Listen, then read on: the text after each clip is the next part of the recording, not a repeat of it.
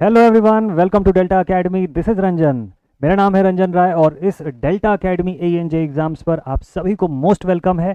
आज का जो सेशन है डेडिकेटेड है पीजीसीआईएल डीटी के एग्जामिनेशन के लिए और एसएससी जे एग्जामिनेशन का पेपर 2 जो आने वाला है उसके लिए। ठीक है, और इसके अलावा जितने भी एईजे एग्जामिनेशन की आप प्रिपरेशन कर रहे हैं इनके लिए भी ये सभी क्वेश्चन हेल्पफुल होने वाले हैं। आज सीधे सीधे एमसीक्यू क्वेश्चन हम लोग बनाने वाले हैं। ठीक है, तो एकदम मस्त तरीके से देखिएगा वीडियो टिल द एंड।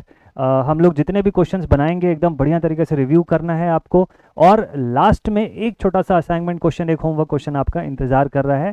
तो ध्यान से देखिएगा, कमेंट सेक्शन में सॉल्व करके उसका आंसर आपको बताना है। ठीक है, तो चलिए बिना देरी के करते हैं स्टार्ट। आज पहला एमसीक्यू सेशन है, सो एमसीक्यू प्रैक्टिस सीरीज का ये फर्स्ट सेशन आप देख रहे हैं यहाँ पर। और अभी फिलहाल तो आप लोग रिकॉर्डेड फॉर्म में देख रहे हैं सेशन को, बट आगे चल करके जल्दी ही ये सभी सेशंस लाइव होने लग जाएंगे। बट जब तक कि लाइव नहीं शुरू होता है तब तक के लिए हमको अपनी पढ़ाई में कहीं पर भी स्टॉप नहीं करना है, पढ़ते जाना है एकदम बढ़िया तरीके से फुल फ्लो में। ठीक है, तो इसलिए अभी रिकॉर्डेड फॉर्म में देखते जाइए इस सेशंस को। तो चलिए स्टार्ट करते हैं। बिना देरी किए और बिना टाइम वेस्ट किए सीधे सीधे पहला क्वेश्चन आप सभी के लिए लेकर के आता हूँ। आज के सेशन के क्वेश्चन जो हैं वो ज़्यादातर पीजीसीआईएल के एग्जामिनेशन से ओरिएंटेड हैं। पुराने पेपर्स के क्वेश्चंस भी आपको दिखेंगे और प्लस कुछ कुछ क्वेश्चंस जो हैं वो डिफरेंट एग्जामिनेशन के भी। तो मज़ा आएगा, बढ़िया से सॉल्व करिएगा सभी क्वेश्चंस को।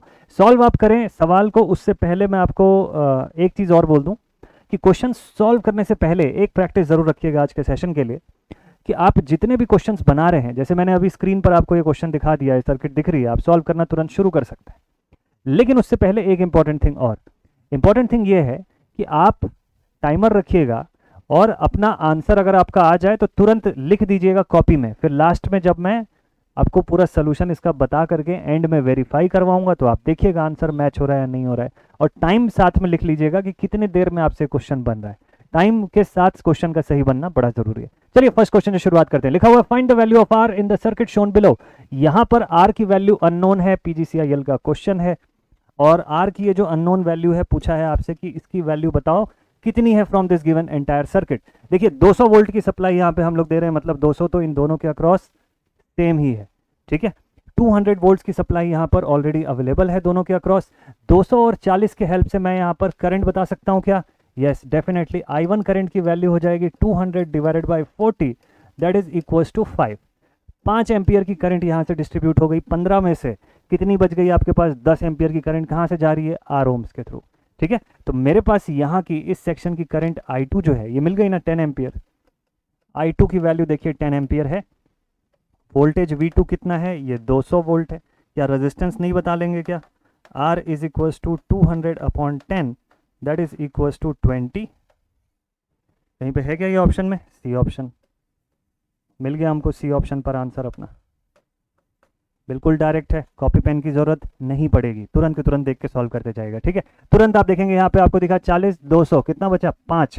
5 एम्पियर अगर यहाँ चला गया तो रिमेनिंग 10 एम्पियर किधर से जाएगी? इस आर ओम से। 10 और 200 20 बचा। इसे ये सब डायरेक्टली आप बनाएंगे। ठीक है, चलिए नेक्स्ट क्वेश्चन पर चलते हैं। तो इसको हटाते हैं, अगला सवाल लेते हैं तुरंत ऑन स्क्रीन। नेक्स्ट क्वेश्चन आ चुका है, लिखा हुआ है an alternating current is expressed by this expression, find the time period of the current. एक ऑल्टरनेटिंग करंट का एक्सप्रेशन आपको इस फॉर्म में दिया हुआ है। ठीक है, कि i t is equal to 141.4 sine 200 pi t amperes. अब आपको यहां से देख करके बताना है कि time period of the current कितना होगा। पहला ऑप्शन है 200 मिली सेकेंड, 20 मिली सेकेंड, दूसरा ऑप्शन है 10 मिली सेकेंड, तीसरा ऑप्शन है 15 millisecond, last option is 5 millisecond. चलिए देखते हैं कैसे सॉल्व होगा ये सवाल। अभी तक आई होप आप लोग बना चुके होंगे, अगर नहीं बनाए होंगे तो जल्दी से सोल्यूशन को देख लीजिएगा फटाफट से। तो देखिए आईटी में आप अगर इसका एक्सप्रेशन देखें, इंस्टेंटेनियस फॉर्म है I am sine omega T. Omega की वैल्यू कितनी है मेरे पास? 2 पाई। ठीक है, और मुझे क्या पूछा है? टाइम पीरियड पूछा है। टाइम पीरियड क्या होता है भाई? टाइम पीरियड जो पूछा है t is equals to 1 upon frequency. Omega से फ्रीक्वेंसी मिल जाएगा, ओमेगा का मतलब 2 pi f, that is equals to 2 pi, यही होता है। तो भाई ओमेगा का मतलब 2 पाई एफ है, और ये मुझे कितना दिया है क्वेश्चन के अंदर? 200 पाई, जिसको मैंने 2 पाई लिखा हुआ है इसको जरा सुधार करके सही डेटा में लिख लेता हूँ। कितना है? 200 पाई, दिस इज इक्वल्स टू 200 पाई। ठीक, तो मैं क्या करूँगा, इस पर से f की वैल्यू बता दूंगा आपको। 200 pi upon 2 pi cancel out कर लिए, ये बच गया आपके पास कितना? तो क्या ये आंसर है? नहीं, अभी एक स्टेप लास्ट वाला बचा हुआ है। अब आप यहाँ पर 1/100 कर दीजिए, आपको टाइम पीरियड जो है ये मिल जाएगा। क्या राइट आंसर होना चाहिए इसका? 10 मिली सेकेंड। 10 मिली सेकेंड ठीक आंसर है क्या? राइट आंसर की रॉन्ग आंसर जल्दी से बताइए। राइट आंसर की रॉन्ग आंसर जल्दी से चेक करके बताइए सभी लोग। आंसर राइट है क्या? मैं भूल जाता हूँ हर बार कि अभी लाइव क्लास नहीं चल रही है। मैं क्वेश्चन पूछ लेता हूँ, फिर मुझे ध्यान आता है कि अभी कौन बताएगा। अभी तो आप लोग तो रिकॉर्डेड देखेंगे इस लेक्चर को। चलिए ठीक है, तो मैं ही बता देता हूँ कि आंसर राइट है भाई। ओके ठीक है, ठीक है। जल्दी ही लाइव स्टार्ट हो जाए तो मज़ा आएगा। आप लोगों से बातचीत करते हुए क्लास कंडक्ट करने का जो मज़ा है वो बहुत डिफरेंट है। वो फीलिंग जो है वो मिसिंग हो जाती है। चलिए ठीक है, डन। आ गया सभी का आंसर? आ गया होगा अभी तक आप लोगों का आंसर। नेक्स्ट क्वेश्चन पे चलते हैं, तुरंत अगला सवाल। कुछ शॉर्ट वर्ड टाइप का चीज हो रहा है यहाँ पर। लिखा हुआ determine the conductance of a short circuit on 225 volt which results in a short circuit current of 900 ampere. एक ऐसा जो सप्लाई सोर्स है हमारा कितने का? 225 वोल्ट का। तो एक कंडक्टेंस आपको पता लगाना है इसके अंदर का कि कंडक्टेंस कितने का होगा कि शॉर्ट सर्किट ऑन 225 वोल्ट जब होता है तो इससे शॉर्ट सर्किट करंट 900 एम्पियर की जाने लग जाती है, इस तरीके से, खतरनाक तरीके से। ठीक है, तो कंडक्टेंस पूछा तो ऑब्वियसली साइमंस के फॉर्म में हमको उसकी यूनिट मिलने वाली है। कैसे निकालेंगे? तो भाई अगर रेजिस्टेंस पूछता तो रेजिस्टेंस के लिए मैं लिखता V/I, V/I के फॉर्म में लिखता। मुझे कंडक्टेंस पूछा यानी कि G, तो मैं लिखूंगा I/V। उल्टा, करंट कितनी? 900, वोल्टेज कितना? 225। कैंसिल आउट कर दो। 225 के टेबल में कभी 900 आता है क्या? बिल्कुल आता है ना, श्योरली आता है। कहाँ पर आता है? 4 साइमंस पर। राइट आंसर मिल गया हमको बिना कोई डाउट के। एकदम सीधा सीधा सवाल, PGCIL पेपर का क्वेश्चन है ये, डायरेक्ट एग्जामिनेशन का ही क्वेश्चन। डेटा थोड़ा बहुत इधर उधर हो सकता है लेकिन क्वेश्चन का थीम वही है जो आपके एग्जामिनेशन में पूछा जा रहा है आजकल। चलिए नेक्स्ट क्वेश्चन पे चलते हैं। आसान सा, मस्त सा, इजी सा क्वेश्चन था क्या? ठीक है, बढ़िया। नेक्स्ट अगला सवाल। The maximum value of a sinusoidal current in a circuit is 30 ampere. What is the instantaneous current eight 45 degree? ध्यान से देखेंगे, बहुत आसान सा कंसेप्ट निकल के आएगा इसके अंदर से। क्या कंसेप्ट है? देखिए, maximum value of a sinusoidal current यानी कि आपको IM दे रखा है। IM कितना दिया हुआ है? 30 एम्पियर, यही दिया हुआ है। आपको बोला इंस्टेंटेनियस करंट एट 45 डिग्री जो है वो कितनी होगी। तो 45 डिग्रीज मतलब थीटा दिया हुआ है। और इंस्टेंटेनियस करंट I का एक्सप्रेशन कैसे लिखते हैं हम लोग? हम लोग लिखते हैं IM sine omega T. Sine omega T जो होता है, omega T that is basically और थीटा। थीटा एंगल को पुट कर दीजिए यहाँ पर। जैसे ही थीटा एंगल पुट करेंगे, ये 45 मतलब 1/√2, तो ये हो जाएगा 30 × 1/√2 यानी कि 15 √2। तो √2 की वैल्यू पुट कर देंगे। 15 × √2 1.414, तो 15 × 1 = 15 और 414 यानी आधा और लगभग जोड़ दो उसके साथ, तो 20 से थोड़ा ज़्यादा, 21 के आसपास अंदाजे से। अप्रोक्सीमेशन करिए, सबसे बढ़िया। This is our right answer. अरे बिना किसी डाउट के राइट आंसर यही होना है, कुछ और हो ही नहीं सकता। चलिए बढ़िया, नेक्स्ट क्वेश्चन पर चलते हैं। आई होप यहाँ तक आप लोगों ने मार्क्स स्कोर कर लिया होगा टाइम लिमिट के अंदर। अच्छा, टाइम लिमिट अगर आप चेक कर ही रहे हैं तो मैं आपको साथ में एक इसका बेंचमार्क भी बता दूं कि टाइम लिमिट ज़्यादा मत दीजिएगा। देखिए, आपको वैसे भी एग्जामिनेशन में 170 क्वेश्चन बनाने हैं 2 आवर्स में, यानी कि 120 मिनट में। 120 मिनट में तो 1 मिनट से कम समय ही आपके पास है। तो आप 30 सेकेंड 40 सेकेंड्स के आसपास, मतलब अप्रोक्सीमेटली 30 से 40 सेकेंड ही डेडिकेट कीजिएगा। इतनी देर में अगर आपसे क्वेश्चन राइट आंसर के फॉर्म में बन जा रहा है, वेल एंड गुड है। अगर नहीं बन रहा है, थोड़ा सा और टाइम का प्रेशर अपने को लेकर के बनाना है क्वेश्चन। ठीक है, नंबर ऑफ अटेम्प्ट्स भी बहुत ज़्यादा इंपॉर्टेंट है। ज़्यादा अटेम्प्ट करेंगे, बनता हुआ सवाल तो बनेगा ही बनेगा आपसे, दिस इज फॉर श्योर। ठीक है, बस माइंड एकदम फोकस प्रॉपर रखना है और हमको फंसना नहीं है किसी भी कंफ्यूजिंग टाइप के क्वेश्चन के अंदर। ठीक है, चलिए नेक्स्ट। अभी ये सब तो मस्त बढ़िया कुछ इजी से क्वेश्चन चल रहे हैं और देखते हैं कोई ठीक ठाक लेवल का क्वेश्चन। ये फिर से थंडर स्टॉर्म आना शुरू हो गया, इसी का क्वेश्चन है क्या? हाँ जी, ये थंडर स्टॉर्म टाइप का कुछ सवाल है ना। मौसम भी बदल चुका है। यहाँ पे लिखा हुआ है lightning discharge between clouds during the thunderstorm is of 55 coulomb. अच्छा, lightning discharge between the clouds during a thunderstorm कितने का है? 55 कूलम का है। अब आगे बोलता है कि the time of discharge is 6 millisecond. 6 milliseconds के अंदर ये डिस्चार्ज हो रहा है। तो determine the average lightning current. Average lightning current पूछा आपको। भाई देखिए क्या क्या डेटा दिया हुआ है।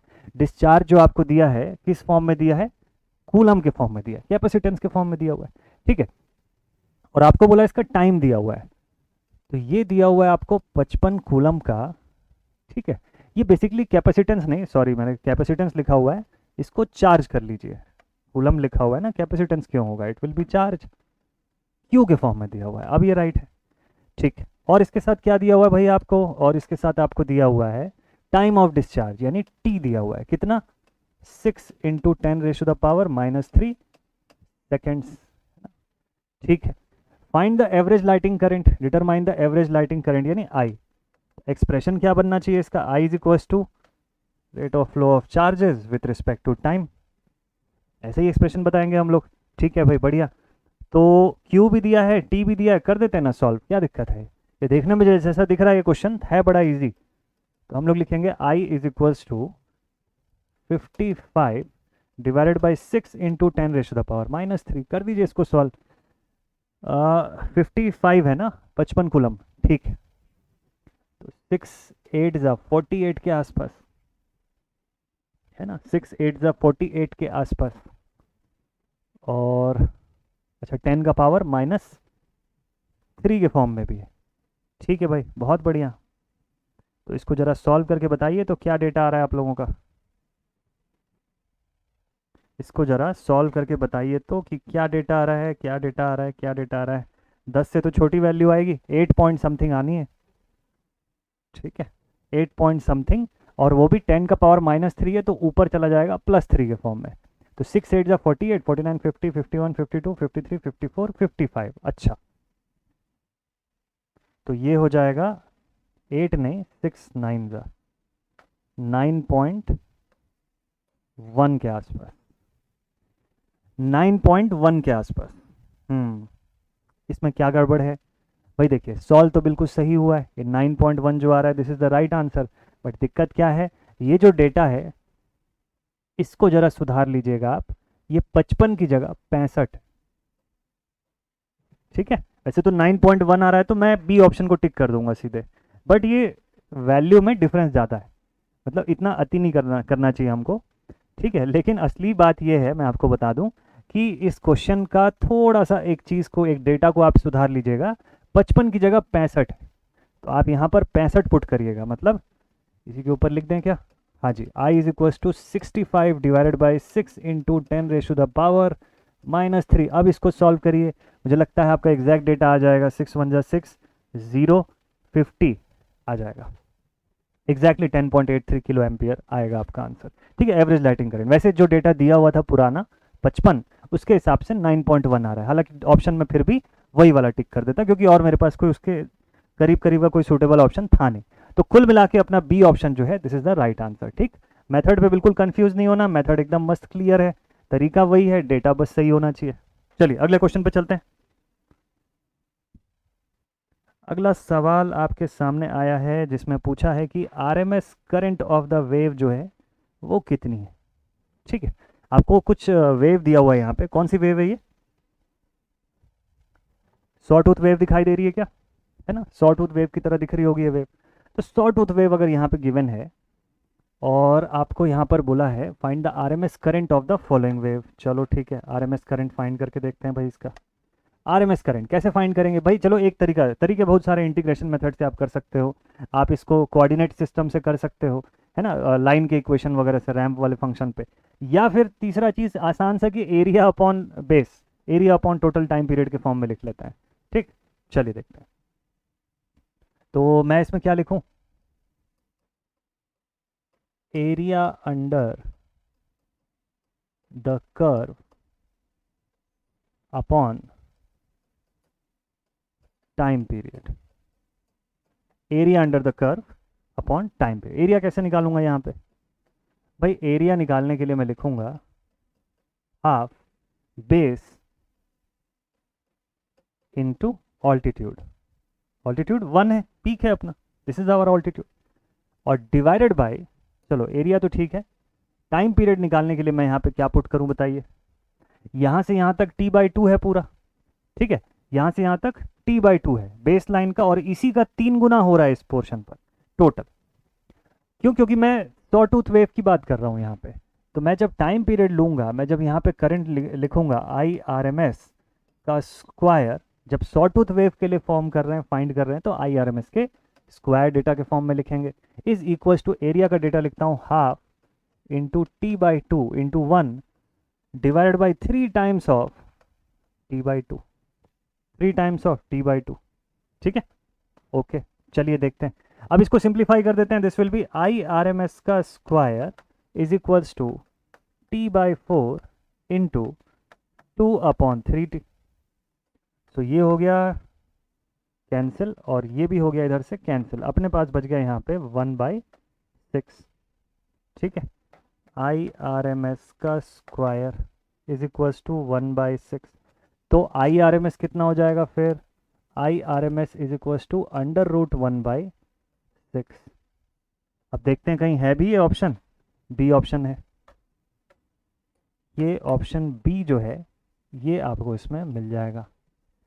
थोड़ा सा आइडेंटिटी अपने को ध्यान में रखना ज़रूरी है। इसको किस तरीके से कैलकुलेशन करते हैं, एरिया वाले फॉर्मूले से कैसे कैलकुलेट करते हैं, वो भी आना चाहिए।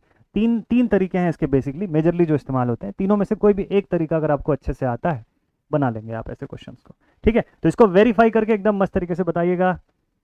और कहीं पर भी किसी भी पॉइंट पर अगर डाउट है कमेंट सेक्शन में आप लिखिएगा। ग्रुप में कनेक्टेड है तो ग्रुप में आप फटाफट से लिख दीजिएगा कि सर डाउट है किसी क्वेश्चन में करके। ठीक है, बिल्कुल मस्त से डिस्कस कर सकते हैं। चलिए अगला क्वेश्चन शुरू करते हैं। क्वेश्चन नंबर 7 लिखा हुआ है in certain parallel resonant band pass filter the resonant frequency is 14 kilohertz. If the bandwidth is 4 kilohertz, lower frequency कितने की होगी? फिर अगर बैंडविड्थ 4 किलोहर्ट्ज का है, बैंडविड्थ जो है वो 4 किलोहर्ट्ज का टोटल बैंडविड्थ है, तो आपको पूछा लोअर कट ऑफ फ्रीक्वेंसी है, लोअर फ्रीक्वेंसी जो है वो कितनी है? तो आपको रेजोनेंट फ्रीक्वेंसी कितना दे दिया? 14 किलोहर्ट्ज, यानी एफ ऑफ आर जो है वो दिया हुआ है 14 किलोहर्ट्ज। ठीक, आपको बैंडविड्थ कितने का दिया? डेल ओमेगा आपको दे रखा है, या डेल एफ बोल लो आप, 4 किलोहर्ट्ज। और अब आपको लोअर कट ऑफ फ्रीक्वेंसी पूछा, अपर पूछता तो फॉर्मूले में बस प्लस माइनस का फर्क है और कुछ नहीं। ठीक है, तो आपको क्या करना है, total lower cut off frequency यानी f of l is equal to resonant frequency यानी कि 14 kilohertz minus this half portion of the bandwidth. ये बैंडविड्थ पूरा का पूरा सब्ट्रैक्ट कर देना चाहिए या इसका आधा पोर्शन सब्ट्रैक्ट करना चाहिए? भाई देखिए, जैसे मैं सीरीज रेजोनेंट सर्किट का ड्रॉ करके आपको दिखाऊं, सीरीज रेजोनेंट कर्व, तो जब आप इसकी बैंडविड्थ ट्रेस करते हैं, ये पोर्शन आप बताते हैं इसका बैंडविड्थ। ठीक, ध्यान से देखिएगा, ये क्वेश्चन को मैं आपको ग्राफ के थ्रू बताता हूं, आराम से समझ में आ जाएगा आपको। ठीक है, देखिए इस तरीके से आप इसका बैंडविड्थ ट्रेस करते हैं। So this is our del omega, ये हमारा डेल ओमेगा होता है। ठीक, डेल ओमेगा की वैल्यू कैसे शो करते हैं हम लोग? R/L के फॉर्म में। तो ये वाला हिस्सा कितना होता है? यहाँ से यहाँ तक, ये आपका लोअर कट ऑफ फ्रीक्वेंसी है ना, ओमेगा एल, ये आपका अपर कट ऑफ फ्रीक्वेंसी है ओमेगा एच। मैं ओमेगा के फॉर्म में दिखा रहा हूँ, यहाँ पर एफ के फॉर्म में डेटा दिया हुआ है। ठीक, कंफ्यूज नहीं होना इस पर। तो ये वाला पोर्शन कितना होगा? R/2L। ये पोर्शन कितना होगा? This is also R/2L। तो अगर मुझे कोई ओमेगा नॉट की वैल्यू बता दिया, अगर किसी ने मुझे ओमेगा नॉट की वैल्यू बता दिया और मुझे टोटल बैंडविड्थ बता दिया और मुझे पूछा ओमेगा एल बताओ कैसे कितना होगा, तो निकालने का तरीका बड़ा सिंपल है। मैं लिखूंगा omega L is equals to omega not minus half times of del omega, यही लिखूंगा। टोटल डेल ओमेगा कितना दिया हुआ है? जितना भी दिया हो R/L। मुझे क्या किससे मतलब है? हाफ पोर्शन से। क्यों? देखिए इसीलिए R/2L मैंने लिखा, half times of del omega, या सीधे सीधे डेल ओमेगा बाई 2, जो चाहिए आप लिख सकते हैं। क्यों? क्योंकि लोअर कट ऑफ फ्रीक्वेंसी चाहिए थी। मान लो इसी में आपको पूछता अपर कट ऑफ फ्रीक्वेंसी, क्या लिखते? आप लिखते omega h is equals to omega not plus 1/2 times of bandwidth. Clear? यही चीज यहां पर अप्लाई करेंगे। This is equals to 1/2 times of 4, तो ये बच गया 2। तो f l is equals to 12 kilohertz, बिना किसी डाउट के एक बार में answer. Lower cut off frequency, upper पूछता तो कितना हो जाता? प्लस कर देते हैं यहाँ पे 1/2 टाइम्स ऑफ 4। ठीक, तो वो क्या हो जाता? 14 से बढ़ के 16 हो जाता। 16 भी दिया हुआ था, लेकिन हमको क्या पूछा? Lower cut off frequency. तो सी ऑप्शन अपना राइट आंसर हो गया। सी ऑप्शन अपना राइट आंसर हो गया। ठीक, कंफ्यूज मत होइएगा, पैरेलल दिया है क्वेश्चन के अंदर, यहाँ मैंने सीरीज का ड्रॉ किया हुआ है। ठीक है, तो माइंड में कंफ्यूजन मत लाएगा कि सर ये जो ग्राफ जो आपने बनाया सीरीज का है। ठीक है, आई वर्सेस ओमेगा का, आई वर्सेस फ्रीक्वेंसी का। तो पैरेलल का जो पैरेलल रेजोनेंट सर्किट का बैंडविड्थ का आप जब सेक्शन बनाएंगे तो उसके लिए आप इस सेम कंसेप्ट को अप्लाई कर सकते हैं, ठीक है। तो कंसेप्ट नहीं बदलेगा आपका, कंसेप्ट एकदम मस्त तरीके से यूज करेंगे। नेक्स्ट क्वेश्चन पे चलें। चलिए क्वेश्चन नंबर 8 लेते हैं। 8वां सवाल लिखा हुआ है, continuous and uninterrupted availability of energy to a specific country और रीजन को क्या बोलते हैं। थ्योरेटिकल क्वेश्चन एकदम बढ़िया सा। चलिए देखते हैं। पीजीसीएल के पेपर में उससे भी क्वेश्चन आया हुआ है, किससे, नॉन कन्वेंशनल एनर्जी सोर्सेज से भी क्वेश्चन आया हुआ है, जिसके अंदर की हम लोगों ने जब पढ़ा हुआ था पिछली बार, VAWT HAWT, जो vertical axis wind turbine, horizontal axis wind turbine, वो सबका पोर्शन जो था वो भी उसके अंदर दिख रहा है, उससे भी क्वेश्चन आ रहे हैं मस्त तरीके से। अभी बीच में सेशन में वो सारी चीज़ें भी मैं आपको रिवाइज करवाऊंगा आने वाले दिनों में, ठीक है। बढ़िया से हम लोग पूरा रिवाइज करके चलेंगे। PV module, biomass energy production, ये टरबाइन बेस्ड एनर्जी प्रोडक्शन, इन सब का थोड़ा सा जो हेड कितना होता है, पिच कितना रिक्वायर्ड होता है, इस टाइप के क्वेश्चंस कुछ कुछ बनते हैं, तो ये भी हम लोग रेडी करके चलेंगे, ठीक। चलिए देखते हैं। इसमें लिखा हुआ है, the continuous and uninterrupted availability of energy to a specific country और रीजन को क्या बोलते हैं। अगर कंटिन्यूअस एनर्जी आप प्रोवाइड कर सके और अनइंटरप्टेड अवेलेबिलिटी ऑफ एनर्जी है, तो वो कंट्री जो होता है एनर्जी वाइज सिक्योर रहता है। उस कंट्री के लोगों को फिर चिंता नहीं होती है कि हमको भाई एनर्जी की डेफिशिएंसी हो जाएगी कहीं पर, ये वाली दिक्कत नहीं होती है। बात एनर्जी क्वालिटी की नहीं है, बात एनर्जी सिक्योरिटी की है, ठीक है। बात एनर्जी सिक्योरिटी की है कि ऑब्वियसली जैसे मैंने अभी यहाँ पर अपना सिस्टम जो है वो बैकअप से जोड़ रखा है, किससे जोड़ रखा है, यूपीएस से जोड़ के रखा है, तो मैं थोड़ा सा निश्चिंत हूँ कि लाइट चली भी जाएगी तो यहाँ पे एनर्जी मेरे पास बनी रहेगी, तो एनर्जी सिक्योरिटी यहाँ पर मेरे पास है। ऐसा ना हो कि लाइट चली जाए, ठीक है, वो इंटरनेट वाला जो केबल है वो नहीं जुड़ा है बैकअप से, तो दिक्कत हो जाएगी 5 मिनट के लिए। चलिए ठीक है। एनर्जी कंजर्वेशन, कंजर्वेशन बात की बात है, अनइंटरप्टेड बोल रहा है, कंटिन्यूअस बोल रहा है, तो सीधे सीधे energy security is the main thing, ठीक है। छोटा सा क्वेश्चन, नेक्स्ट सवाल पे चलते हैं। सर्किट आया, find the current in the circuit which supplies an active power of 600 what, reactive power of 800 VAR if the voltage applied is 200 volt RMS। तो अभी आप लोग अगर लाइव होते मेरे साथ तो मैं आपको ऑप्शन नहीं दिखाता और बोलता कि चलिए सॉल्व करके बताइए, इजी सा मस्त सा क्वेश्चन है, ठीक। तो चलो मैं भी यही कर लेता हूँ, मेरे पे भी यही सेम रूल अप्लाई होता है। हाँ जी, चलिए देखते हैं। बोलता है कि find the current in the circuit which supplies an active power, यानी कि P जो वॉटफुल कंपोनेंट ऑफ पावर है वो बोलता है 600 watts, reactive power that is Q कितने का है, 800 VAR का, ठीक है।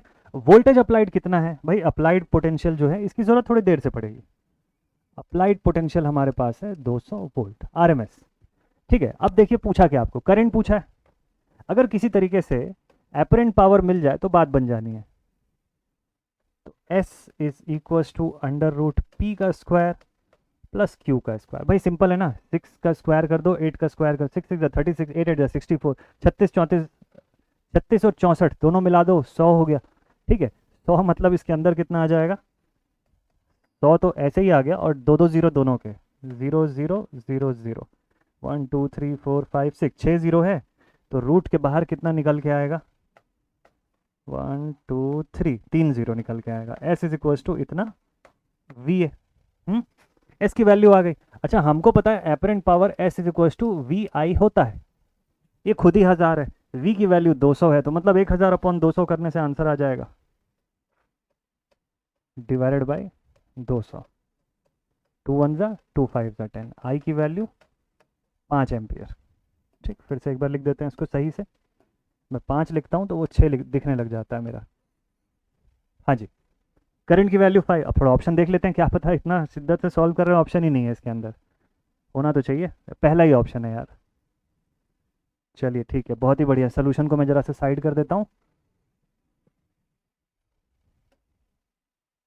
हाँ ये रहा साइड पर सोल्यूशन, पहला ऑप्शन अपना आ गया 5 एम्पियर, क्लियर एकदम सीधा आसान सा क्वेश्चन है, कॉपी पेन की कोई नीड नहीं है, इसको डायरेक्ट बना सकते हैं हम लोग। चलिए अगले क्वेश्चन पे चलते हैं। नेक्स्ट क्वेश्चन, सर्किट नहीं भी दिया होता तो भी बना लेते हैं हम लोग वैसे इसके अंदर।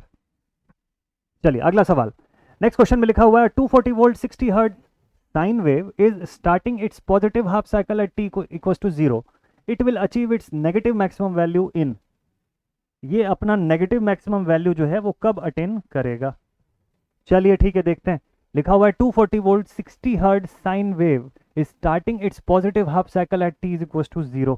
पॉजिटिव हाफ साइकिल भाई एकदम अपने फिक्स टाइम पर 0 पर ओरिजिन पर शुरुआत कर रहा है ये। चलिए देखते हैं ड्रॉ करके, ये रहा हमारा साइन वेव, ठीक है, और 240 वोल्ट का है, 60 हर्ट्ज की इसकी सिस्टम है। 60 हर्ट्ज मतलब जरा टाइम पीरियड पहले निकाल लेते हैं, ठीक है। t इज इक्वल टू 1/60, हाँ यहाँ तक ठीक है। इतना इसका टोटल टाइम पीरियड कितना है, 1/60, ठीक है। तो एट t इक्वल टू 0 ये शुरू हो रहा है। अब आपको बोलता है कि ये नेगेटिव मैक्सिमम वैल्यू जो है ये कितने देर में अटेन करेगा। नेगेटिव मैक्सिमम वैल्यू जो है वो कितनी देर में अटेन करेगा, ठीक है भाई, ठीक है ठीक है ठीक है, चलिए देखते हैं। तो इसका टाइम पीरियड, भाई फ्रीक्वेंसी कितनी है इसकी, फ्रीक्वेंसी 60 हर्ट्ज की है, ठीक है। तो मतलब इसका टोटल टाइम पीरियड कितना है, 1/60। अच्छा 1/60 का मतलब क्या होता है, 0.016, ये इसका टोटल टाइम है। इस टोटल टाइम को डिवाइड कर दीजिए 4 से। इस टोटल टाइम पीरियड को अगर हम लोग 4 से डिवाइड कर दें तो हमको हर आधी साइकिल का हिस्सा, आधी साइकिल का भी आधे का हमको हिस्सा पता चल जाएगा। मतलब हमको ये पता चल जाएगा कि 0 से पॉजिटिव पीक पहुंचने में कितना समय लगा, कितना इसको टाइम लगा, फिर पॉजिटिव पीक से यहाँ पहुंचने में कितना टाइम लगा, फिर इसके बाद यहाँ से नेगेटिव पीक। मतलब 3 हिस्से जो हैं वो आप जब कैलकुलेट करेंगे तो आपको इसका आंसर मिल जाएगा। कैसे, चलिए इसको कैलकुलेट कर लीजिए जल्दी से।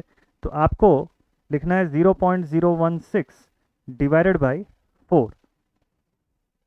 तो इसका एक एक हिस्सा जो है 0.004 का है, ठीक है। मतलब एक क्वार्टर पोर्शन कवर करने में इसको 0.004 सेकेंड्स का समय लग रहा है, ठीक। तो यहाँ से यहाँ तक 0.004, फिर इधर से इधर 0.004 और इधर से अगला पॉइंट 0.004। इस पोर्शन के बाद ये अपना पॉजिटिव नेगेटिव पीक अटेन करेगा। It will achieve its negative maximum value in milliseconds में पूछा, मिली सेकेंड्स में आप इसको देख लीजिए 444 है ना, मिली सेकेंड्स के फॉर्म में आप इसको देखेंगे तो 444। यहाँ पे ऑप्शन जो है उसमें मैच करता हुआ नहीं दिखेगा, बट स्टिल आपका आंसर जो है करेक्ट वाला वो आपको मिल जाएगा। एक बार चेक कर लीजिए क्या सभी का आंसर मिल रहा है क्या,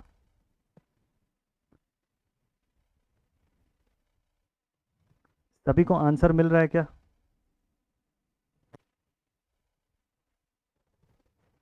ठीक है, ऑप्शंस मैच हो रहे हैं, नहीं हो रहे हैं, कंसेप्ट मैच हो रहा है, हाँ कंसेप्ट मैच हो रहा है, कंसेप्ट समझ में आ जाएगा। देखिए 0.004 0.004 मतलब 4 मिली सेकेंड, सीधी सी बात है। 4 मिली सेकेंड लिख देता हूँ मैं, क्योंकि आंसर भी तो मिली सेकेंड्स में दिया है ना, इसी फॉर्म में लिख देता हूँ 4 मिली सेकेंड। तो 4 4 8 और 4 12। ऑप्शन में नहीं कुछ दिया हुआ है तो मैं बी ऑप्शन को टिक कर दूंगा, करीब करीब है, लेकिन ये भी गलत है। सीधे सीधे 12 millisecond is the answer. Clear है, कंफ्यूज नहीं होना है, ऑप्शन इधर उधर हो सकता है, ठीक है, क्योंकि मैंने टाइप किया हुआ है तो ऑप्शन हो ही सकता है इधर उधर, लेकिन आपका कंसेप्ट इधर उधर नहीं होगा, इसकी गारंटी। एकदम बढ़िया तरीके से पढ़ेंगे, ठीक है। आपको क्या बोला, नेगेटिव मैक्सिमम वैल्यू पहुंचने में कितना समय लगता है, तो पहले देख लिए कि पूरी साइकिल का टोटल समय कितना लगता है, ठीक है। 1/60 करके हम लोग देख लिए कितना आया, तो 1/60 हम लोग कर लिए तो ये टोटल पहले वैल्यू आ गई। अब ये जो टोटल वैल्यू आई इसको हम लोग डिवाइड कर दिए कितने से, 4 अलग अलग हिस्से से। इसको हम लोग 4 क्वार्टर 4 पोर्शन में डिवाइड कर दिए, 4 हिस्सों में, ठीक है। हर एक quarter portion of the cycle जो है उसके हिसाब से हम लोग देखते चले गए। तो हमको पता चल गया कि एक क्वार्टर पोर्शन, एक quarter part of a cycle is of 0.004, यानी कि 4 मिली सेकेंड में एक क्वार्टर हिस्सा अपना ये पूरा करता है। तो अगला फिर से 4 मिली सेकेंड, अगला फिर से 4 मिली सेकेंड, तब जाके ये नेगेटिव मैक्सिमम पे पहुंचेगा, ठीक। तो टोटल हमको इसका टाइम लिमिट समझ में आ गया कि इस नेगेटिव पीक को अटेन करने में इसको 12 मिली सेकेंड का समय लगेगा, और कुल ओवरऑल 16 मिली सेकेंड का ये पूरा का पूरा साइकिल है, ठीक है। चलिए भाई नेक्स्ट अगले क्वेश्चन पर चलते हैं। अगला सवाल लिखा हुआ है, a non inductive resistance takes 10 amperes at 126 volts, 10 ampere 126 volt. Question को ध्यान से समझिएगा। What is the inductance of a choke coil of negligible resistance to be connected in series in order that this load may be supplied from 280 volt 50 hertz main. Option नहीं दिखाऊंगा, इसका solve करिएगा आप लोग भी। देखिए अभी मेन पोर्शन ये है ना कि आप गैसिंग नहीं, आपको एग्जैक्ट सॉल्व करना है, एकदम मस्त तरीके से सॉल्व करने की कोशिश करिएगा, ठीक है। तब जाके कॉन्फिडेंस आपका अपने आप बूस्ट हो जाएगा। तो ऑप्शन में यहाँ पे नहीं दिखा रहा हूँ अभी फिलहाल, सोल्यूशन देखते हैं सीधे, समझते हैं क्वेश्चन को। पहले तो सर्किट ड्रॉ करेंगे। Non inductive resistance 10 ampere 126 volt पर लेता है। देखिए नॉन इंडक्टिव रेजिस्टेंस है, इससे फ्लो होने वाली करंट 10 एम्पियर, और वोल्टेज जो दिया हुआ है क्या ये टोटल वोल्टेज है? नहीं, ये रेजिस्टेंस के अक्रॉस की वोल्टेज है। कितनी? 126 वोल्ट। ठीक है।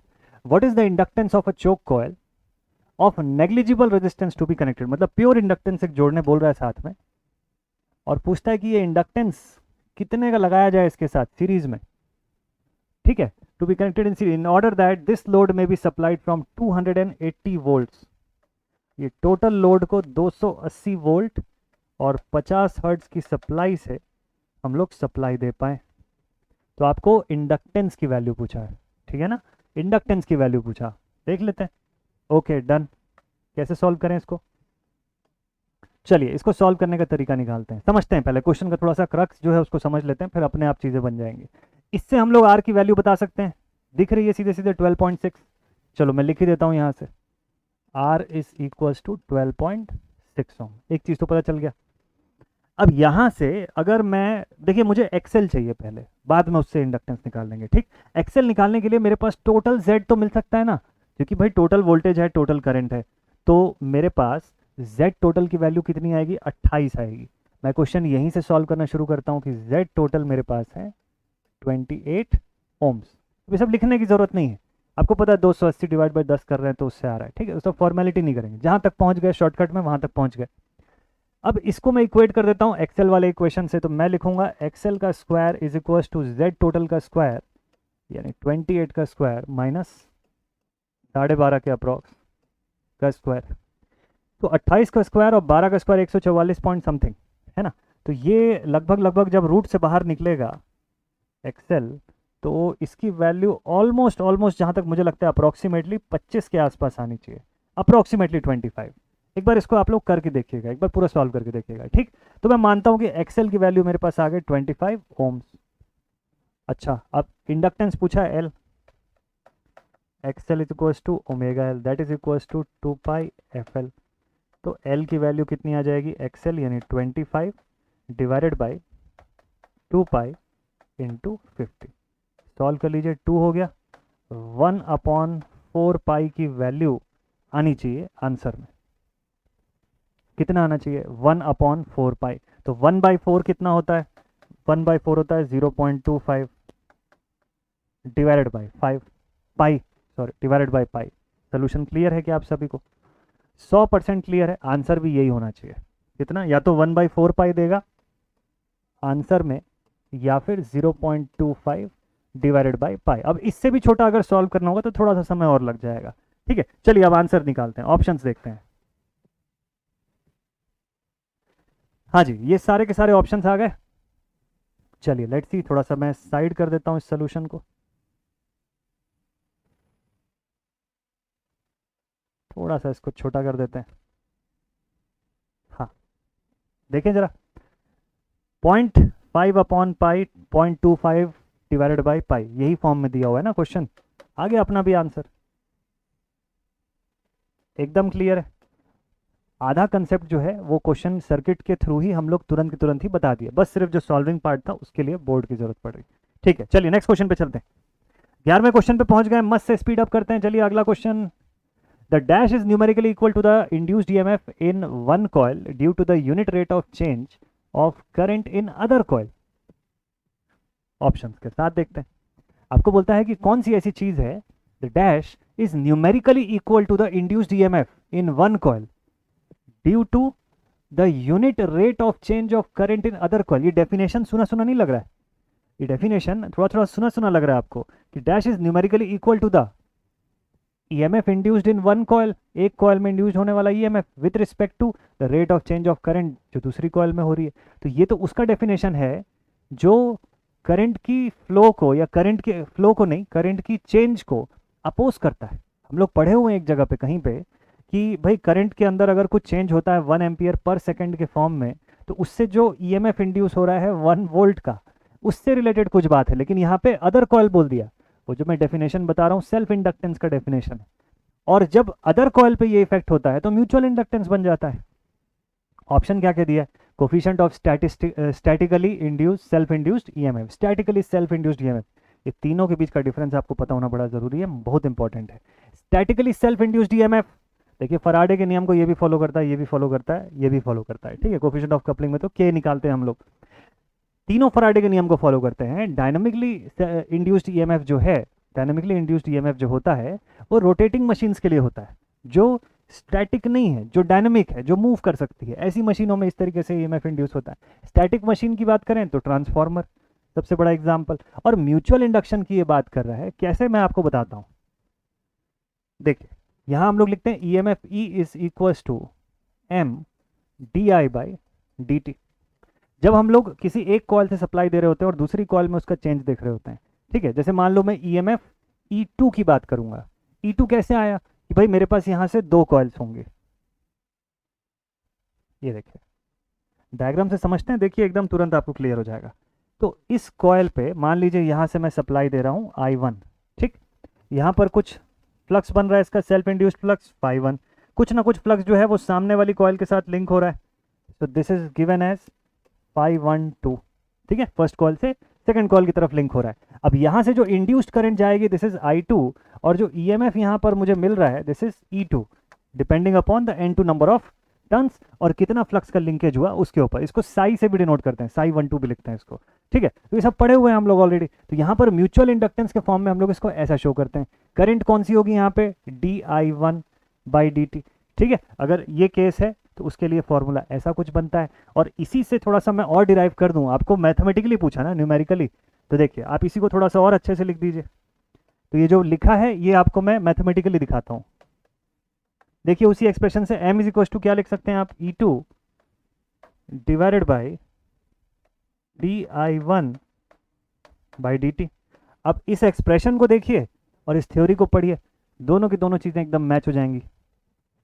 Dash is numerically equal to the induced EMF in one coil due to the unit rate of change of current in other coil. देखिए एक कॉइल का इंड्यूस्ड ईएमएफ E2 का, E2 लिखा हुआ है ना, सेकंड कॉइल का, किसकी वजह से चेंज हो रहा है, इसमें होने वाले चेंज के हिसाब से, और किसके इक्वल है, म्यूचुअल इंडक्टेंस के। सीधे एक्सप्रेशन भी आ गया, ठीक है। तो हर तरीके से आप इस टाइप के क्वेश्चंस को समझ सकते हैं। नेक्स्ट क्वेश्चन पे लेकर के चलता हूं आपको।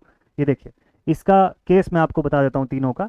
डायनामिकली इंड्यूस्ड ईएमएफ देखिए आपको ऐसे रोटेटिंग फॉर्म में दिखाई देगा, जहां पर किसी एक पोर्शन ऑफ सेक्शन को, किसी एक सेक्शन को रोटेट करना पड़ेगा विथ रिस्पेक्ट टू अदर, तब जाके लाइन ऑफ फोर्सेस कट होंगी, और जितने प्रपोर्शन पर आपका जो फ्लक्स का लिंकेज होगा उसी प्रपोर्शन पर ईएमएफ इंड्यूस होगी। फराडे का नियम पढ़ते हैं हम इसके अंदर। यहाँ मोशन इंपॉर्टेंट है, यहाँ मोशन होना इंपॉर्टेंट है। जब मोशन होगा इसीलिए हम लोग इसको डायनामिकली इंड्यूस्ड ईएमएफ बोलते हैं। स्टैटिकली में क्या होता है, किसी भी टाइप का मोशन नहीं होगा यहाँ पर, जो आप सप्लाई दे रहे हैं उसी के बेसिस पे। सेल्फ इंडक्टेंस का फिनोमिना है और म्यूचुअल का फिनोमिना यहाँ पर आपको दिख रहा है, ये भी स्टैटिक है। तो यहाँ एक कॉइल में मैं यहाँ पे सप्लाई में कुछ चेंज करूंगा, इसके इफेक्ट की वजह से दूसरे कॉइल में मुझको आउटपुट में चेंजेस मिलने लग जाएंगे। तो ये जो ईएमएफ E2 जो इंड्यूस हुआ, इसमें चेंज आया बिकॉज ऑफ कॉइल 1 की करंट I1 में चेंज। ठीक है, बेसिक से ये सब पूरे बढ़िया से एकदम पता रहे हम लोग को। अगला सवाल लिखा हुआ है, current of 10 ampere is passing along a straight conductor होगा, ये passing along a straight conductor या wire. Now the wire is bent to form a loop. ध्यान से देखिएगा, इंपॉर्टेंट क्वेश्चन है ये वाला। Current of 10 ampere is passing along a straight conductor wire. Now the wire is bent to form a loop. What should be the diameter of the loop such that the force produced at its center will be same as the force produced by straight conductor at a distance of 0.1 meters? अगर इस question को ध्यान से कोई नहीं पढ़ा तो ये क्वेश्चन गड़बड़ करवा सकता है। दूसरी चीज, ऐसे सवालों के लिए आप प्रिपेयर्ड रहिएगा। अगर आप एसएससी जेईई पेपर 2 की तैयारी कर रहे हैं तो इस टाइप के सवालों के लिए आपको तैयार रहना चाहिए। एसएससी जेईई पेपर 2 का एक्सपेक्टेड क्वेश्चन, ठीक है, एक्सपेक्टेड क्वेश्चंस होते हैं इस तरीके के। ऐसे सवालों के लिए आपको रेडी रहना है। स्टेटमेंट पढ़ते हैं, कोई बहुत ज्यादा डिफिकल्ट क्वेश्चन नहीं है ये। चलिए इसका ऑप्शन बाद में देखेंगे, इसको भी ऐसे ही बनाते हैं, फिर देखते हैं ऑप्शन आता है कि नहीं आता है। करंट कितने का बोला, 10 एम्पियर का पास हो रहा है along the straight conductor wire. तो जब वो स्ट्रेट कंडक्टर वायर था तो उस समय स्ट्रेट कंडक्टर वायर जब था तो करंट इसके थ्रू कितनी जा रही है, 10 एम्पियर्स की। ठीक है, थोड़ा सा फॉर्मूला यहाँ पर हमको ध्यान में रखना पड़ेगा कि कौन सा फॉर्मूला इस्तेमाल होगा। अगर फॉर्मूले में हम लोग क्लियर नहीं होंगे तो गड़बड़ हो जाएगा। ठीक, चलिए देखते हैं। दूसरे केस में आपको क्या बोला, now the wire is bend to form a loop. अब वायर को बेंड कर दिया और एक लूप फॉर्म करवा दिए उससे। ठीक है, तो यहाँ से कुछ ना कुछ इसका रेडियस होगा आर, यहाँ से इसका कुछ थिकनेस रहा होगा स्मॉल आर। दो अलग अलग आर से इसको मैं शो करूंगा, क्रॉस सेक्शन होगा तो उस फॉर्म में दिखेगा। What should be the diameter of the loop such that, अब इस लूप की टोटल डायमीटर कितनी होनी चाहिए कि जो फोर्स इसके सेंटर में बनेगा वो उतना ही होगा जितना इस स्ट्रेट कंडक्टर जो कि 0.1 मीटर के डिस्टेंस के हिसाब से जो बना हुआ कंडक्टर है, इससे जो फोर्स बनेगा यहां से भी उतना ही फोर्स बनना चाहिए। क्वेश्चन का समझ आ गया अपने को, क्वेश्चन का सीक्वेंस समझ में आ गया कि बोल क्या रहा है। अब यहां पूरा खेल फॉर्मूले का है, पूरा का पूरा खेल जो है वो फॉर्मूले का है। चलिए फोर्स का फॉर्मूला लिखता हूं मैं फॉर अ स्ट्रेट कंडक्टर। यहां पे मैं लिखूंगा force for a straight conductor is given as I upon, जल्दी से सोच के बताइएगा, आई अपॉन 2r होता है यहाँ पर, या आई अपॉन 2πr होता है। स्ट्रेट कंडक्टर का केस है तो भाई आप बोलेंगे सर यहाँ पर आई अपॉन 2 टाइम्स ऑफ आर। अब दोनों में रेडियस लिखना है लेकिन दोनों रेडियस अलग अलग चीज को रिप्रेजेंट कर रहे हैं। ठीक है, यहाँ इसकी थिकनेस, वहां पर इसका टोटल लूप का रेडियस है, तो मैं एक कुछ छोटे आर से लिख देता हूँ। अच्छा, यहाँ पे force for a loop is given as I upon 2π, क्योंकि सर्कुलर लूप है, 2π टाइम्स ऑफ कैपिटल आर। ठीक, 2π times of capital R. Okay, done. तो देयरफॉर अब एक काम करते हैं, अब मुझे दोनों की फोर्स को इक्वेट करना है। क्वेश्चन में यही बोला है ना कि f of s should be equal to f of loop. तो therefore i upon 2r should be equal to i upon 2πr। Data कुछ दिया हुआ है कि हमारे पास करंट ऑफ 10 एम्पियर यहां से फ्लो होगी। अच्छा, तो करंट की वैल्यू 10 और 10 है, वो तो कैंसिल आउट हो जाएगी, उससे कोई मतलब है नहीं। अब बच गया यहां से 2r और यहां पे 2πr। 2 को मैं कैंसिल कर देता हूं दोनों तरफ से, तो मुझे दिखाई देगा यहां पर r is equals to πr, यही दिखेगा। मुझे इस r की वैल्यू चाहिए। अच्छा, और ये वाला जो r है इसको मैं क्या करता हूं, इस वाले r को मैं कैसे अज्यूम करूं, यहां पर ध्यान से देखिएगा। इस वाले r को मैं अज्यूम कर सकता हूं at a distance of 0.1 metre. मुझे बोला लिख दूं यहां पे 0.1 मीटर, तो ये r हो जाएगा मेरे पास पाई इंटू 0.1। तो क्या डेटा होता है लिख लीजिए, 0.1 इंटू पाई, पाई मतलब 3.14। ठीक है, तो ये हो जाएगा अप्रोक्सीमेटली 3.14 से थोड़ी सी कुछ बड़ी वैल्यू जो है ये देगा, ऐसा मुझे लगता है। ठीक है, 3.14 से स्लाइटली कुछ बड़ी वैल्यू ये आर का मिलना चाहिए। लेकिन एक दिक्कत है, मुझे क्वेश्चन में क्या पूछा पता है, मुझे सवाल में पूछा है what should be the diameter. तो यहां से तो रेडियस निकल के आ रहा है, डायमीटर निकालने के लिए क्या करना पड़ेगा, इसको 2 से मल्टीप्लाई करना पड़ेगा। चलिए, तो मतलब यहां पर diameter is equal to 2 times of 0.1 into 3.14। तो मतलब 3 2 जा 6 पॉइंट समथिंग कुछ आना चाहिए आंसर में, 6 पॉइंट समथिंग समथिंग कुछ दिखेगा, ये अपना आंसर होगा। ठीक है, अब थोड़ा ऑप्शंस की तरफ चलते हैं। अब जरा ऑप्शंस की तरफ देखते हैं, इतना बड़ा क्वेश्चन था, इसको ऑप्शन क्या दिया हुआ है। ठीक है, अच्छा 0.1 भी मल्टीप्लाई हुआ है ना। देखिए अपना आंसर क्या आ रहा है, डी ऑप्शन दिया हुआ है 0.63 मीटर। आप बोलेंगे सर आप तो 6 लिखे थे, 6 लिखा था मैं, बट आखिरी में 0.1 से मल्टीप्लाई करना है ना, मतलब आपको डिवाइडेड बाई 10 भी करना है, तो वो 0.6 आएगा। तो 0.6 से जुड़ा हुआ जो भी आंसर होगा वही मेरा आंसर है। तो मुझे लगता है 0.63 जो है, क्योंकि अगला इसका जो वैल्यू है 6.3 होगा, उसको 3 मैंने नहीं लिखा है, तो आप देखिए 0.6 यहाँ से दिख रहा है। डी ऑप्शन एकदम एग्जैक्ट आंसर आपको ला करके देगा। ठीक है, आई होप आप लोग को ये क्वेश्चन का फील जो है वो समझ में आया होगा, किस तरीके का सवाल था। इससे मिलता जुलता सवाल जो है वो एक्सपेक्ट कर सकते हैं हम लोग बड़े पेपर्स पे। चलिए नेक्स्ट क्वेश्चन पे आते हैं। अगला सवाल लिखा हुआ in a trapezoidal speed time curve scheduled speed of 36 km per hour is required between the two stops of 1.5 kilometers apart. If the stop time is 10 seconds, what is the run time? चलिए option देख लेते हैं यहाँ से, ये सभी options दिए हुए हैं। अब देखते हैं थोड़ा ध्यान से क्या क्या दिया आपको। ट्रेपेजॉइडल स्पीड टाइम कर्व, आपका टास्क है कमेंट सेक्शन में बताइएगा ट्रेपेजॉइडल स्पीड टाइम कर्व कौन सी वाली सर्विस के अंदर होता है, मेन लाइन, अर्बन या सब अर्बन? ये 3 ऑप्शन में से सोच करके कमेंट सेक्शन में फटाफट से बताइएगा, ठीक है, चेक करता हूं मैं। अच्छा, अब इसके बाद आते हैं क्वेश्चन पर। देखिए सवाल में आपको बोलता है कि शेड्यूल स्पीड आपको दिया हुआ है कितना, 36। शेड्यूल स्पीड आपको दिया हुआ है 36 का, ठीक। Speed is equal to distance upon time, distance कितना दिया हुआ है, 1.5 किलोमीटर का, ठीक। If the stop time is 10 seconds. देखिए जब शेड्यूल स्पीड निकाल रहा हूं तो डिस्टेंस अपॉन क्या होना चाहिए, शेड्यूल टाइम होना चाहिए। कौन सा time, schedule time, T of S लिखते हैं हम लोग। और आपको भी पता है कि शेड्यूल टाइम का मतलब होता है time of run plus time of halt, जानते हैं हम लोग, पढ़ चुके हैं कितनी बार। तो मतलब टाइम ऑफ रन भी होना चाहिए, टाइम ऑफ हॉल्ट भी होना चाहिए, दोनों चीज होना चाहिए, ठीक है। इसके अंदर अपने को क्या क्या दिया हुआ है, स्टॉप टाइम तो दिया है, time of halt is given यानी प्लस 10 सेकेंड।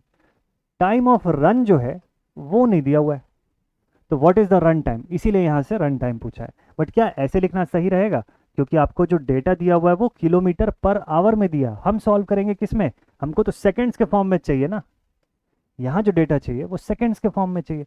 तो मैं इसको डिवाइड बाई 3600 कर दूं, उधर भेज दूं, तो ये सीधे मल्टीप्लाई विथ 3600 हो जाएगा, ये मल्टीप्लाइड विथ 3600 यहाँ से हो जाएगा। अब इसको आपको सिंप्लीफाई करना, अब इसको आपको सिंप्लीफाई करना, तो ये हो जाएगा time of run plus 10 is equal to 3600 हो गया इधर, और ये मल्टीपल में था, ये डिवाइड में आ जाएगा, डिवाइड में हो जाएगा तो ये कैंसिल आउट हो गया यहाँ से, ठीक। तो ये ऑलमोस्ट बचेगा, और उसका 1.5, तो मुझे लगता है 1.5 10 से मल्टीप्लाई होगा तो यहाँ पे 150 दे देगा, 150 आ गया। अब टाइम ऑफ रन जो है 150 में से 10 माइनस हो जाएगा, ये आ जाएगा 140, और ऑलरेडी सेकेंड्स में कन्वर्ट कर चुके हैं हम लोग, तो आंसर तो अपना सेकेंड्स में ही आना है। यूडब्लिटी जैसे सब्जेक्ट में न्यूमेरिकल जब आता है तो बहुत बार ये कन्फ्यूजन हो जाता है कि फॉर्मूला कभी याद नहीं रहता है, कभी टेक्निक समझ में नहीं आता, और मैक्सिमम लोग छोड़ देते हैं न्यूमेरिकल। थ्योरी सब अच्छे से पढ़ के चले जाते हैं, क्योंकि एक्सपेक्टेशन ये रहती है कि यूडब्लिटी जैसे सब्जेक्ट से सिर्फ थ्योरी ही आना चाहिए, लेकिन ऐसा है नहीं। अब आजकल न्यूमेरिकल भी आता है, इवन एसएससी का पेपर 2 जो है उसके अंदर भी, अब जो आप दिलाएंगे उसमें भी पेपर 2 के अंदर भी आपको ऐसा न्यूमेरिकल एक्सपेक्टेशन में लेके चलना पड़ेगा, ठीक। तो हमको एकदम हर तरीके से प्रिपेयर रहना है, न्यूमेरिकल भी आना चाहिए, थ्योरी आता ही है। चलिए नेक्स्ट क्वेश्चन, अगला सवाल, utilisation of electrical energy and traction. What is the flux given out by the lamp if the luminous intensity of the lamp is 600 candle power and the solid angle is 2 pi? चलिए देखते हैं,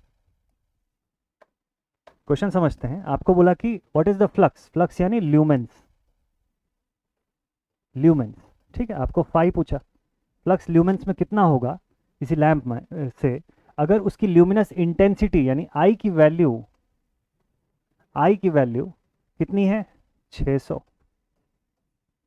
और solid angle जो है यानी omega ये कितना है 2 पाई। याद है हम लोग ल्यूमेंस की बात कर रहे थे, जिसमें मैंने आपको बोला था कि CPW से याद करिएगा, CPWD है ना, CPWD में हमको सिलेक्शन चाहिए ना एसएससी के, तो उसके हिसाब से ही आप इसको याद रखिएगा कि CPW का फॉर्म होता है candle power into solid angle is equals to 5 lumens. बस सीधे मल्टीप्लाई कर दीजिए ना, 600 इंटू 2 ये हो गया 1200 इंटू 22/7, या 1200 इंटू 3.14, 12 3 36, 36 पॉइंट समथिंग, मतलब वही 3769.5 लूमेंस का डेटा आपका श्योर शॉट आएगा ही आएगा। इसको सॉल्व कर लीजिएगा, मैं सॉल्व नहीं कर रहा हूँ कैलसी वगैरह से, मैं डायरेक्टली लिख रहा हूँ कि यही डेटा आएगा, ठीक है। अप्रोक्सीमेशन 12 3 36 कर लिया, मुझे अप्रोक्सीमेट डेटा पता चल गया, ठीक। एग्जाम में इतना समय नहीं है इसको पूरा सॉल्व करने के लिए, जब इसके आसपास की कोई दूसरी वैल्यू है ही नहीं तो। चलिए नेक्स्ट क्वेश्चन पे चलते हैं। अगला सवाल देखते हैं, which of the following advantages of electrical heating is represented by no irritating noise and low radiation losses. ठीक है, चलिए देखते हैं, which of the following advantages of electrical heating is represented, इसमें से कौन सा इलेक्ट्रिकल हीटिंग का एडवांटेज को रिप्रेजेंट करते हैं, किस बात से, कि उसके अंदर से कोई इरिटेटिंग नॉइज नहीं आएगी उस एडवांटेज की वजह से, और रेडिएशन लॉसेस भी एकदम मिनिमम हो जाएंगे या नहीं रहेंगे। देखिए एडवांटेज ऑफ प्रोटेक्शन, उससे नॉइज में कोई कमी नहीं होती।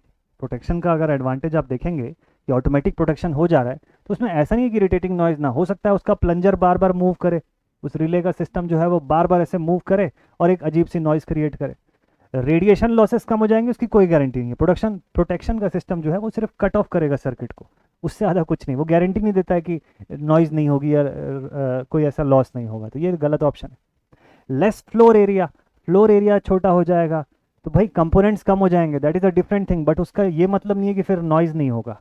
हो सकता है कि नॉइज़ होता रहे। Heating of non conducting materials, कि नॉन कंडक्टिंग मटीरियल्स की हीटिंग में ऐसा होता है नहीं, वहाँ पर भी नहीं। हायर फ्रीक्वेंसी है, वहाँ पर भी हमिंग नॉइज आता रह सकता है। एक ही ऑप्शन यहाँ से सही बचता है और वो ऑप्शन है बेटर वर्किंग कंडीशंस, कि भाई अगर इरिटेटिंग नॉइज नहीं आ रही है और रेडिएशन लॉस कम है तो आसपास लोग वहाँ पर बढ़िया तरीके से अच्छी वर्किंग कंडीशन में काम कर सकते हैं। इस पैरामीटर को शो कर सकता है। अगर ये एडवांटेज है किसी में, अगर हम लोग बोलते हैं कि हाँ इस हीटिंग टेक्निक में वर्किंग कंडीशन बहुत अच्छी रहती है, इसका मतलब ये है कि आसपास कोई नॉइज़ नहीं आती है और रेडिएशन का लॉस भी नहीं होता है, तो इंसान उसके करीब में काम कर सकता है। ठीक है, ये इसका आंसर हुआ। C option is absolutely the right answer. चलिए अगला सवाल आपको लिखा हुआ है यहाँ पर, identify the type of electric welding shown in the figure below. यहाँ पर एक डायग्राम दिया हुआ है, आई होप आप लोग को ये डायग्राम थोड़ा सा क्लियर दिख रहा होगा। और इस डायग्राम पे आपको बोलता है कि बताओ कौन सी टाइप की इलेक्ट्रिक वेल्डिंग शोन है। इंपॉर्टेंट क्वेश्चन है ये भी, इस टाइप का सवाल पूछता है आपको वेल्डिंग का, ऐसा इलेक्ट्रोड बेस्ड क्वेश्चन पूछता ही है। पिछली बार भी मैंने बताया हुआ था जब पढ़ रहे थे हम लोग, तो ये इलेक्ट्रोड का टाइप आपको दिखा करके पूछेगा कि कौन सी वेल्डिंग हो रही है। तो वेल्डिंग के अंदर भी वैरायटी ऑफ वेल्डिंग है ना। अब इस वैरायटी ऑफ वेल्डिंग में कौन कौन सी टाइप की वेल्डिंग है भाई, तो भाई हम देखते हैं कि पावर फ्रीक्वेंसी, उधर हीटिंग में भी हम लोग पढ़े हुए हैं ना इसी टाइप की वैरायटीज। तो यहाँ पे रेजिस्टेंस और आर्क के हिसाब से, यानी प्रेशर वेल्डिंग और फ्यूजन वेल्डिंग के हिसाब से हम लोग क्लासीफाई करते हैं। ठीक, तो वेल्डिंग का बेसिक क्लासिफिकेशन हो गया प्रेशर और दूसरा फ्यूजन। ठीक है, इन्हीं को आगे चल के हम लोग रेजिस्टेंस वेल्डिंग और आर्क वेल्डिंग वगैरह में क्लासीफाई करते हैं। तो प्रेशर वेल्डिंग के अंदर क्या होता है, प्रेशर वेल्डिंग के अंदर भी हम लोग बोलते हैं कौन कौन सा वेल्डिंग होता है भाई, स्पॉट वेल्डिंग होता है। ठीक है, फिर उसके बाद सीम वेल्डिंग होता है, फिर उसके बाद प्रोजेक्शन वेल्डिंग होता है और उसके बाद बट जॉइंट वेल्डिंग होता है। फिर वैसी फ्यूजन के अंदर हम लोग वैरायटी देखते हैं कि कार्बन आर्क वेल्डिंग हो गया, है ना, atomic hydrogen arc welding, submerged arc, बहुत सारा, TIG MIG सब। तो यहाँ जितना ऑप्शन दिया हुआ है इसमें से B C और D तो पूरा यही ऑप्शन है। ठीक, अब देखिए, अब इन सब के बीच में जो डिफरेंस होता है वो इनके इलेक्ट्रोड के टाइप पर होता है, बाकी पूरा का पूरा फंडामेंटल रेजिस्टेंस के हिसाब से इनका काम होता है, मतलब जूल्स लॉ ऑफ हीटिंग के आधार पर ये लोग भी काम करते हैं। सीम वेल्डिंग क्या होता है, देखिए एक तो स्पॉट वेल्डिंग होता है जिसमें पॉइंटेड इलेक्ट्रोड रहता है, ठीक है, उसको जहाँ जहाँ टच करता जाता है वहाँ वहाँ छोटे छोटे स्पॉट्स बनाता जाता है। ठीक, सीम वेल्डिंग में क्या होता है, रोलर इलेक्ट्रोड होता है, यही इसका की डिफरेंशिएटर है। This is the roller electrode. Roller electrode क्या देता है, एक कंटिन्यूअस वेल्ड प्रोवाइड करता है। ये डायग्राम अच्छा नहीं दिख रहा है, फोटो से देखते हैं। इस क्वेश्चन का राइट आंसर मैं आपको बता दूं, सीम वेल्डिंग। अब आपको मैं फोटो दिखाता हूं, उससे आपको थोड़ी सी क्लैरिटी आएगी। देखिए इस तरीके से होता है ये जो आप देख रहे हैं यहाँ पर, this is the carbon arc welding. ये फ्यूजन कैटेगरी में चला गया, ये प्रेशर में नहीं आता है। This is a different type of welding. ठीक है, this is carbon arc welding, fusion type welding में आ गया आर्क के बेसिस पे। और बाकी तीन जो है हमारे प्रेशर वेल्डिंग है। ये देखिए यहाँ पे आपको दिखेगा, ये जूम नहीं हो सकता, चलिए यहाँ पर आपको दिखाई देगा कौन सा वेल्डिंग, यहाँ पर आपको दिखाई दे रहा है seam welding. This is our seam weld. देखिए रोलर इलेक्ट्रोड है, दो रोलर भी हो सकता है, एक रोलर भी हो सकता है, जरूरत के हिसाब से। ठीक, फिर इधर आप देख सकते हैं बट जॉइंट वेल्डिंग, जिसको एंड टू एंड वेल्डिंग या साइड टू साइड वेल्डिंग भी बोला जाता है। और ये जो आप एग्जाम्पल देख रहे हैं, this is a projection welding. यहाँ पर एक प्रोजेक्टेड सरफेस रहता है जिसको वेल्ड के माध्यम से चिपकाया जाता है इस बेस सरफेस से। ये बेस सरफेस है and this is our projected surface. ठीक है, ये जो ऊपर आपको दिखाई दे रहा है ये आपका प्रोजेक्टेड सरफेस। ठीक, और ये अपनी इलेक्ट्रोड है जिसके थ्रू, तो प्रोजेक्शन का शेप साइज चेंज हो सकता है अपनी ज़रूरत के हिसाब से। तो this is a projection welding. Okay, चलिए, तो आई होप आपको ये क्लियर हो गया होगा। पिछले क्वेश्चन में इसी के बारे में पूछा था कि ये कौन सी वेल्डिंग है। This is a seam type welding. Next, utilisation of electrical energy का अगला क्वेश्चन लिखा हुआ है, which of the following is defined as the ratio of total lumens reaching the working plane to the total lumens emitted by the source. बहुत ही आसान सा answer, बहुत ही आसान और डायरेक्ट सा आंसर है इस क्वेश्चन का। तो भाई देखिए, ratio of total lumens reaching the working plane, अगर यहाँ पे कोई मेरा वर्किंग प्लेन है तो इस पर टोटल कितनी ल्यूमेंस मुझे मिल रही है विथ रिस्पेक्ट टू एक बल्ब से टोटल कितनी ल्यूमेंस एमिट हो रही है, phi total upon phi reaching, इसका उल्टा कि कितना रीच हो रहा है डिवाइडेड बाई कितना सेंड हो रहा है यहाँ से। तो total lumens reaching the working plane upon total lumens emitted by the source. तो सोर्स अगर मान लो 5000 ल्यूमेंस एमिट कर रहा है, तो हो सकता है कि इससे 4500 ल्यूमेंस ही रीच कर रहा हो वर्किंग प्लेन पे। तो बाकी का क्या हुआ, स्मोक हो सकता है, कोई भी चीज़ हो सकती है, या किसी और अदर, या डिस्टेंस बहुत ज़्यादा आपने पुट कर दिया, हाइट जो है उसको इंक्रीज कर दिया, कुछ भी फैक्टर हो सकता है जिसकी वजह से पूरा 100% आउटपुट नहीं मिल रहा है। इसकी वैल्यू कैसी रहती है, इसकी वैल्यू हमेशा लेस देन 1 रहेगी। आइडियल हुआ, जो कि होता नहीं है कभी, इक्वल टू 1 हो जाएगी, 1 से बड़ी कभी नहीं होगी। और बोलते हैं क्या है इसको, इसको बोलते हैं यूटिलाइजेशन फैक्टर, या फिर इसको बोलते हैं कोफिशिएंट ऑफ यूटिलाइजेशन। ठीक है, दोनों में से किसी भी नाम से आपसे एग्जाम में क्वेश्चन पूछेगा, यही फैक्टर है। बाकी रिफ्लेक्शन फैक्टर वगैरह आपको पता ही है कि कितना इंसिडेंस और कितना उससे रिफ्लेक्ट हो रहा है, रिफ्लेक्टेड और इंसिडेंस के रेशियो के हिसाब से। मेंटेनेंस और डिप्रिसिएशन फैक्टर उसी according 1/df is M maintenance factor, है ना, ऐसा करके हम लोग इसको बताते हैं। ये जो आंसर होगा इस क्वेश्चन का, सी ऑप्शन। चलिए नेक्स्ट, अगला सवाल, एस्टिमेशन एंड कॉस्टिंग, हम सबका फेवरेट। चलिए, और भूत साहब का और ज़्यादा फेवरेट, अगर लेक्चर देख रहे होंगे आप तो। विच of the following is not covered in chapter 4 under rule 29 to 46 in the Indian electricity rules 2005? कौन सा इसमें से नहीं कवर्ड है? पीजीसीएल का पेपर दिलाए होंगे तो बहुत सारा क्वेश्चन आपको उसी में से दिखाई देगा। अभी अभी रिसेंट वाला 2023 का पेपर अगर आप दिलाए होंगे तो इसमें से बहुत सारे क्वेश्चन आपको पीजीसीएल में दिखे होंगे, कुछ का डेटा अलग दिख रहा होगा, बाकी क्वेश्चन तो ऑलमोस्ट वैसे ही होंगे। विच of the following is not covered, कौन सा वाला नहीं कवर होता है? देखिए, प्रोटेक्शन का पार्ट इसमें कवर होता है ना। चैप्टर 4 रूल 29 से 46 के बीच में 2005 का आई रूल जो पढ़ते हैं हम लोग, ये उसका है। जल्दी ही आप लोगों के लिए मैं ये आई रूल्स का भी डिस्कशन, एक सेशन लेकर के आऊँगा, एक नहीं मतलब एक प्लेलिस्ट लेकर के आऊँगा इसकी प्रॉपर, जिसमें हम लोग आई रूल्स के अलग अलग पोर्शन 2003, 2005, 10 इन सब का बेसिक थोड़ा थोड़ा डिस्कशन जो है वो ज़रूर से देखेंगे कि 1956 वाले आई रूल से क्या डिफरेंस है, और BIS की गाइडलाइन। प्रोटेक्शन रहता है, कटआउट्स के बारे में दिया रहता है, इंस्टॉलेशन भी उसमें डिस्कस रहता है। स्किल्ड लेबर का कोई डिस्कशन नहीं होता उसके अंदर, स्किल्ड लेबर का कोई डिस्कशन नहीं होता इस चैप्टर 4 के अंदर। ठीक है, सो this is the right answer, A option. चलिए अगला सवाल लेते हैं। Next, which type of support has a safety factor of 3? इनमें से कौन से सपोर्ट का सेफ्टी फैक्टर जो होगा वो 3 रहेगा? आंसर आंसर आंसर जल्दी से, फटाफट से। Wooden support, metal support, mechanically processed concrete support, या फिर हैंड मोल्डेड कंक्रीट सपोर्ट? सबसे हाईएस्ट लेवल पे रहता है वुडन सपोर्ट, और सबसे हाईएस्ट वैल्यू भी होती है 3। बाकी सबकी वैल्यू इससे छोटी रहती है। बाकी जितना दिया हुआ है यहाँ पे मैं सभी का बता देता हूँ आपको, ताकि ध्यान में रहेगा। सभी का बता देता हूँ एक बार फटाफट से, ताकि आपके माइंड में रहे ये चीज़। इस क्वेश्चन का राइट आंसर जो है वो है वुडन सपोर्ट। ये जो 3 दिया हुआ है safety factor, this is for wooden support, इसका होता है 3। ठीक है, और बाकियों का मैं बता दूं आपको, जैसे मेटल सपोर्ट है, ठीक है, सेफ्टी फैक्टर आपको पूछा, मेटल सपोर्ट का कितना होता है? 1.5। मेटल सपोर्ट का जो होता है दिस इज 1.5 सेफ्टी फैक्टर। फिर mechanically processed concrete support, mechanically processed जो होता है कंक्रीट सपोर्ट, उसका कैसा रहता है, उसका सेफ्टी फैक्टर किस तरीके से रहता है? तो इसका रहता है इंक्रीजिंग ऑर्डर में 2। और तीसरा और लास्ट हो गया hand moulded concrete support. Hand moulded concrete support का 2.5 होता है सेफ्टी फैक्टर। इसके बाद अगला जो आता है वो वुडन सपोर्ट ही आता है। So it's safety factor is 2.5। ये सभी का डेटा थोड़ा थोड़ा सा है, आप इसको ध्यान में रखिएगा।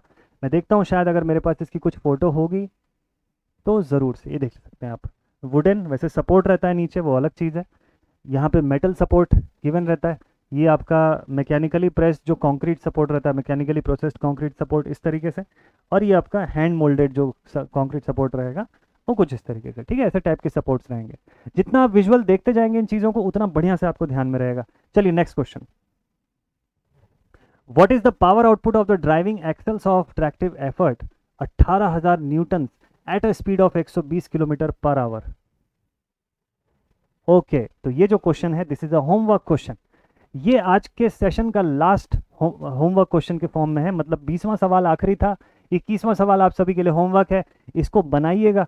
अगेन ये न्यूमेरिकल है, UWT के टॉपिक से, और टॉपिक है मतलब यूडब्ल्यूटी के सब्जेक्ट के अंदर से ये क्वेश्चन है, इलेक्ट्रिक ट्रैक्शन का ये सवाल है और न्यूमेरिकल बेस्ड क्वेश्चन है। बहुत आसान सा है, एक छोटे से फॉर्मूले से तुरंत बन जाएगा, लेकिन आपको वो फॉर्मूला बस ध्यान में होना चाहिए। ठीक है, तो इस क्वेश्चन को आप लोग सॉल्व करिए, कमेंट सेक्शन में इसका आंसर बताइए, देखते हैं कितने लोग इस सवाल को सॉल्व कर पाते हैं। यूडब्ल्यूटी जैसे सब्जेक्ट्स में भी अब न्यूमेरिकल के लिए हमको प्रिपेयर्ड रहना है। ठीक, चलिए, तो ये आपका होमवर्क क्वेश्चन रहा। आई होप आप लोग इसको अच्छे से सॉल्व करके कमेंट सेक्शन में भेजेंगे, और फर्दर डिस्कशन के लिए आप ग्रुप में मेरे साथ कनेक्ट हो सकते हैं। ग्रुप की लिंक भी आपको यहाँ पर गिवन होगी डिस्क्रिप्शन बॉक्स पर, आप चेक कर सकते हैं। और अगर अभी तक आप वीडियो देख रहे हैं तो thank you so much all my dear students, video में साथ में बने रहने के लिए। कल के सेशन में, कल भी एग्जैक्टली इसी टाइम पर ये सेशन जो है आप लोगों के लिए अपलोड हो जाएगा। नेक्स्ट एमसीक्यू सेशन बढ़िया तरीके से हम लोग क्वेश्चंस की प्रैक्टिस करेंगे। ठीक, और मीनवाइल बाकी के ड्यूरेशन में भी आप ज़्यादा से ज़्यादा क्वेश्चंस प्रैक्टिस करने की कोशिश करिए। बस एक चीज़ करिएगा कि टाइम लिमिट के अंदर सॉल्व हो रहा है या नहीं, वो नज़र में रखिएगा। तो आज का सेशन अब करते हैं यहीं पर एंड। इस क्वेश्चन को फटाफट से आप लोग सॉल्व कर लीजिए। मिलते हैं आप सभी से कल एग्जैक्टली सेम टाइम पर, and thank you so much for watching and thank you so much for your support. मिलते हैं, take care and stay connected. जय हिंद।